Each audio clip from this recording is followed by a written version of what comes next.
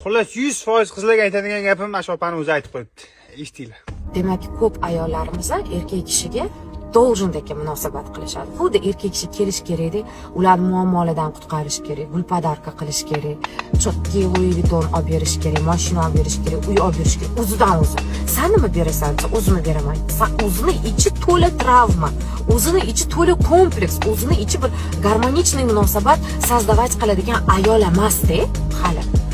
Bilinglarki, erkak kishi oyna. Oynaga ber deb ursang, oyna ham senga ber deydi. Oynaga qarab muhabbatingni bersang, oyna senga qarab muhabbat beradi. Seni aksing. Bu narsani to'g'ri tushunish kerak. Sen eringni 10 marta hurmat qil, 11-martasiga seni hurmat qiladi. Siz adekvatniy, samorazvitay lичность bo'lishingiz kerak. Ba'zilar aytadi, sizga gapirish oson, meni erim mamnaqa dey. Siz eringizni mamnaqa dey deyishdan oldin siz kimligingizni analiz qilishingiz kerak. Конечно, siz